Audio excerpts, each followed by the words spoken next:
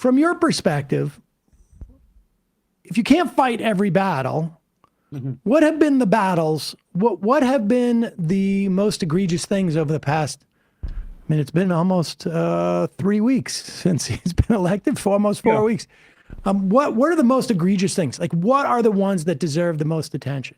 Yeah, I mean the Musk stuff definitely, like just the sort of basically the coup of the administrative state and all that stuff is like illegal. And like they have been doing some stuff, especially like the sort of like the courts level. To me, like that is core. The other stuff, like one can get outraged that Trump says like many vile things, right? But he doesn't necessarily act on them. Like I'm as opposed as can be to ethnic cleansing in Gaza, but like does actually Trump have or taking over Canada, right? But like I don't necessarily see like these are things that are going to happen immediately. I don't see the mechanism for that. So we actually have to look at like what they're actually doing. And for me, the big fight is first of all this Adams thing, but beyond that, the Elon Musk thing. Those are where you have to be fighting. Right. It just brought, but now what part of the Elon Musk thing? I mean, honestly, that is the difficult part because it's hard in some ways to parse this stuff out. I know somebody who works in cancer research at a prominent New York hospital. They got a letter. It supposedly frozen the rescinding of these NIH grants, but he said they just lost 40% of their funding. Yeah. I got a IMer right here, who writes in, National Labor Relations Board attorney here, acting general counsel just rescinded a bunch of memos allowing student athletes to organize, outlawing non-competes, expanding National Labor Relations Board remedial powers, banning captive audience meetings, etc. He's not even a Trump guy. He's just a regular Republican. Like, what Musk is doing, aside from, is it, when you say what Musk is doing, are we talking about the unconstitutionality of it? Or are we talking about the implications of each agency, how Americans are going to feel it? Okay. I mean, I think you can make a distinction between the sort of big picture overview of like, what is the original sin here? And then how it affects people. Because I think the second part is very relevant for how you organize.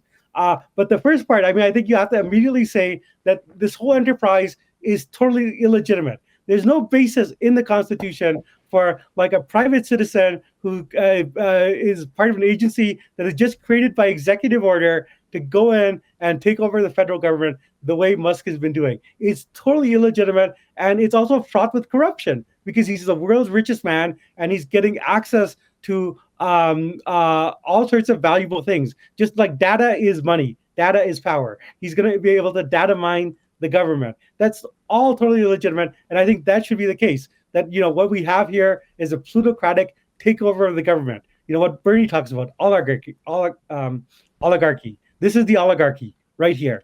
That's the main big picture political item. Now, having said that, once you make that argument, then to get people where it hurts, like mentioned, yeah, they're getting rid of cancer funding. They're hurting like all the agencies that people rely on. So you have to have a two-front thing. Keep the big picture in mind, but then also like actually specifically lay out all these outrages, and you can organize on a local level for that because there's hospitals all across the country that are being affected. That's why I sort of conceptualize this. Okay. So let's just take the broader argument, right? Mm-hmm. How do you communicate that?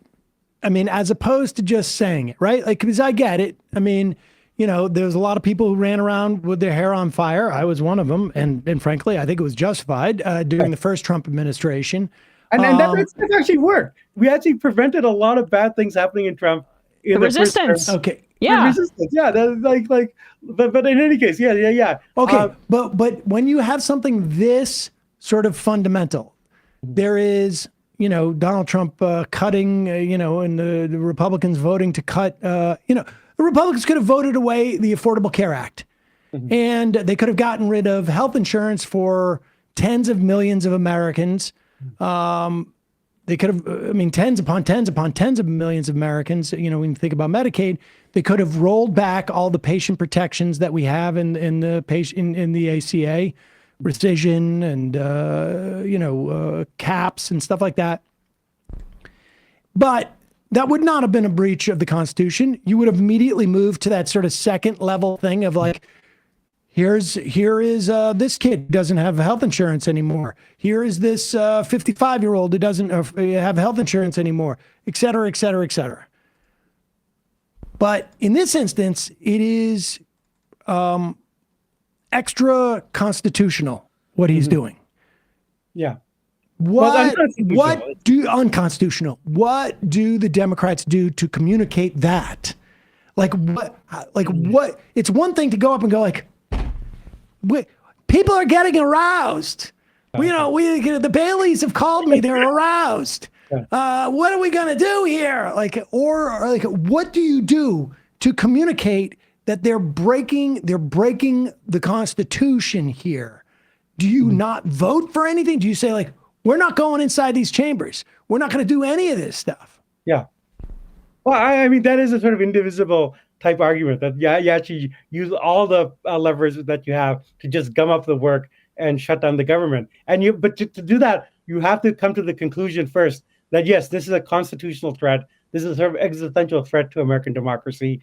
And then you have to have a leadership that is committed to going all out and doing that. And then they absolutely have the ability to do that. It would not stop anything so much as slow things down like a great deal and then raise the urgency of the issue. But that's the point. It would communicate to the American public something's really wrong here. And you can tie it into the billionaire stuff. I mean, like you mentioned, just Elon Musk, this is going under the radar, but he is trying to turn Twitter into a bank, X, right? Yes. Because that's always been his dream with PayPal. And he's obsessed with payments. So he's like rifling around in the treasury. But Twitter announced it struck a deal with Visa to soon offer mobile payments as a service online. That is from 2 days ago, this article mentioning that. He's stealing, the billionaires are stealing from you because he wants to make a bank. I mean, that's pretty simple in terms of how you can communicate that. Sure, and even like what's happening today, like J.D. Vance is in Europe talking to European diplomats, and a big part of his speech is you guys got to give Musk what he wants. So basically, the Vice President of the United States has made American foreign policy subservient to this billionaire who also happens to be put in charge of the American government. He was sitting next to Modi like he was the goddamn head of state yesterday talking to him. Yeah. Now, in terms of the communication, like, I do know, I got to give credit. They did set up a rapid response team chaired by Rosie DeLauro, who's actually quite admirable, 81 years old, and Jerry Connolly, 74, has, I think, a pretty severe case of cancer. But he's the most spry. He's the most spry of cancer patients on the Hill. So I would say that, like, if you're having communicating your urgency, having a rapid response team that is it almost entirely consists of people that are senior citizens is not getting the message across. I mean, at a very basic level, like, and this is not going to happen, right? But like, I actually think like Schumer and Jeffries have to resign. Like they're clearly not in a mode to do that. And you have to put people in charge as the public face of the party who are fighters and who will know how to go on TV, know how to explain urgency, and who are committed to like a maximum resistance program.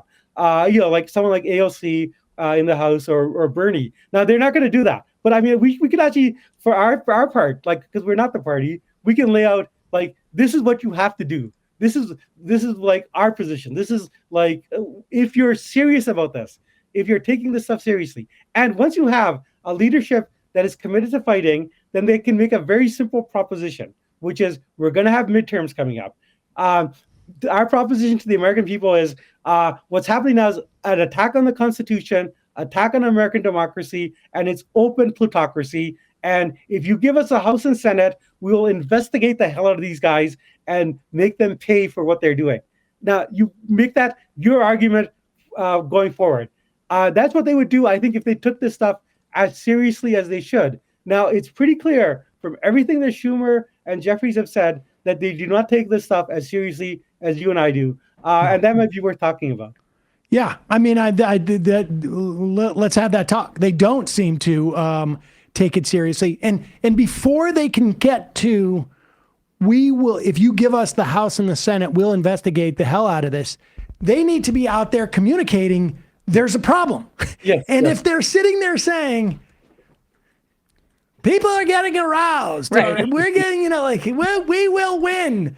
Or if, Jeffrey says you don't swing at every pitch. Well, okay, but your swing is really weak. Like, you probably shouldn't be up at bat. Or you got to swing at a pitch. And here is Conley. Conley, on his call. This is his big call where he's talking about how we made the Republicans scramble, and he doesn't even have a freaking microphone.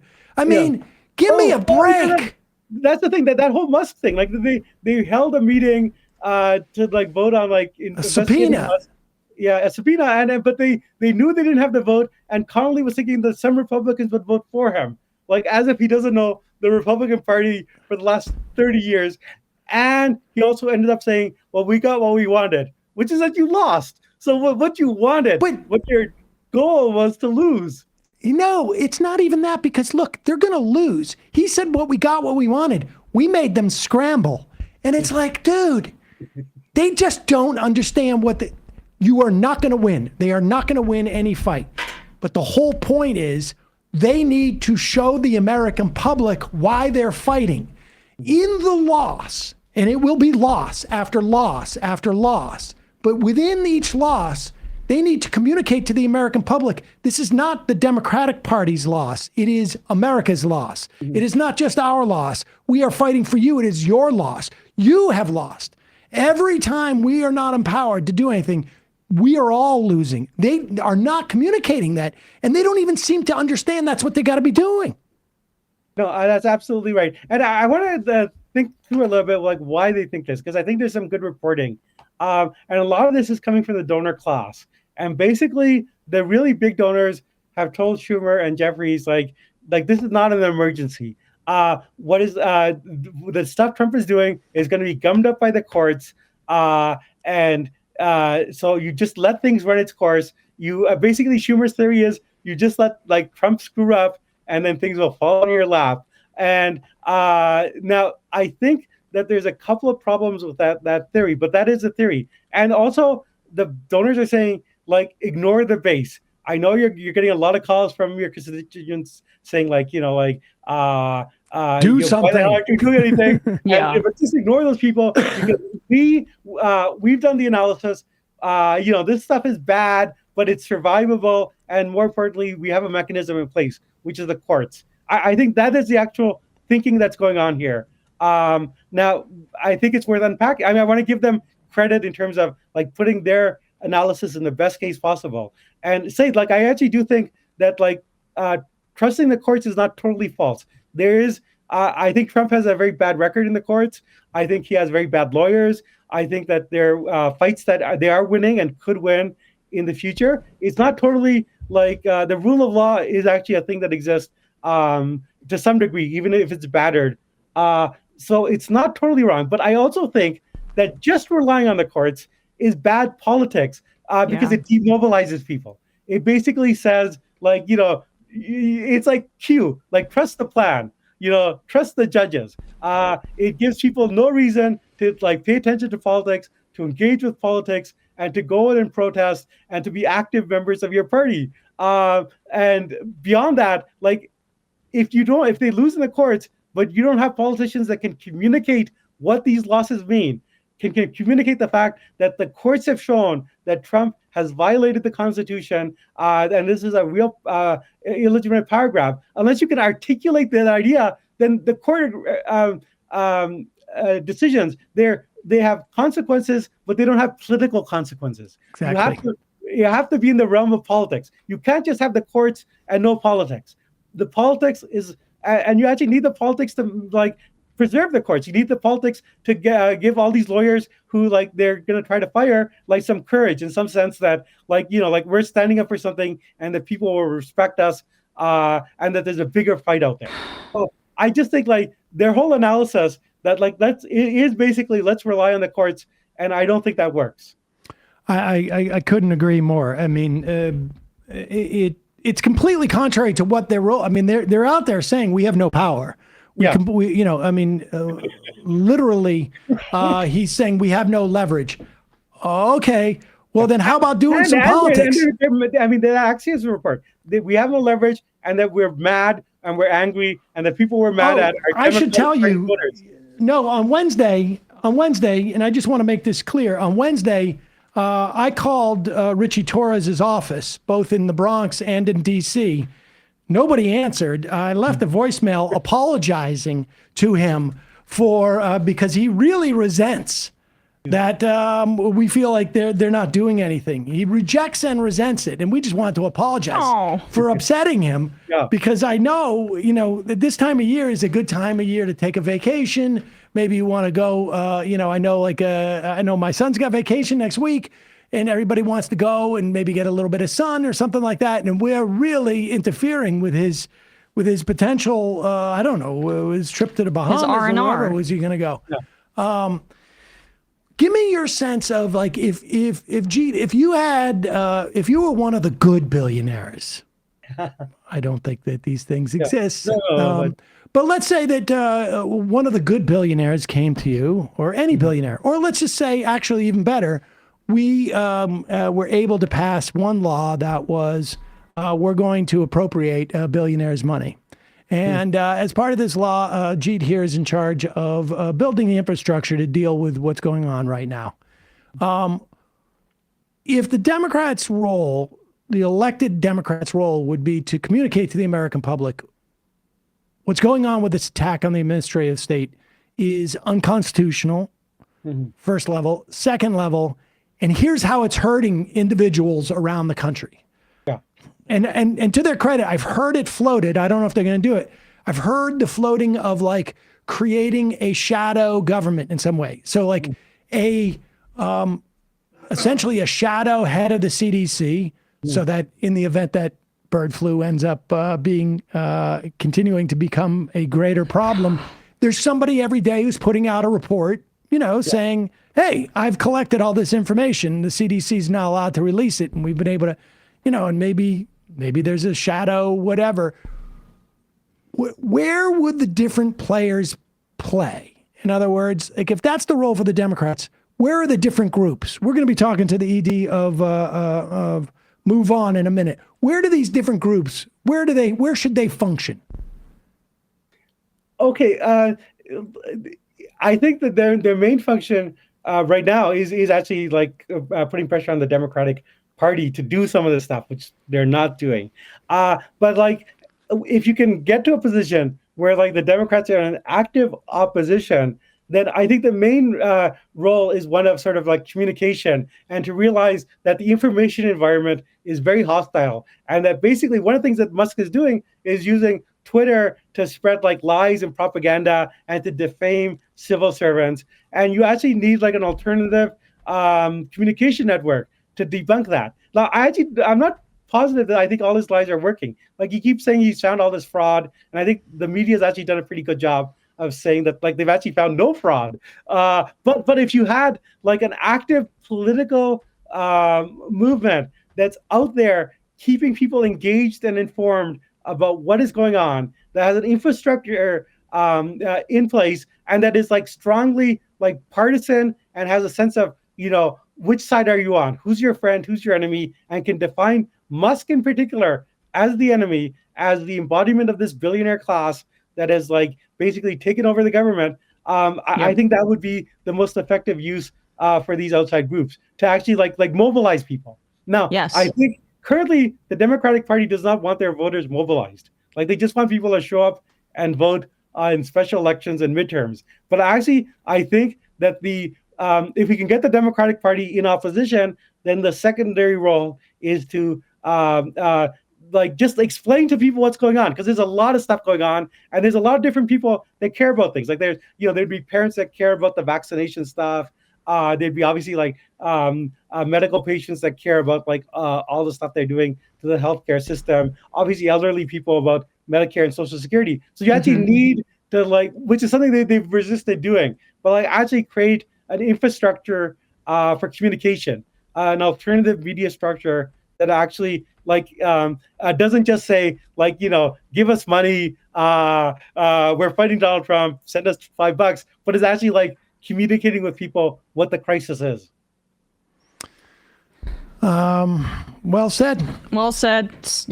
All this news just keeps pouring in. The AP is reporting that HHS is preparing to fire 5,000 employees this afternoon. So, yeah. I do actually think like just looking at all the people that are being fired, and these are people like, like in very critical stuff, like in terms of like air traffic controller, people involved with nuclear power. Like I honestly feel like we're headed for a disaster of some sort, but you can't be like Chuck Schumer and just say a disaster will happen and then people will realize Trump is bad and come to us. You actually you need to have people who are going to explain what is the disaster, when the disaster happens.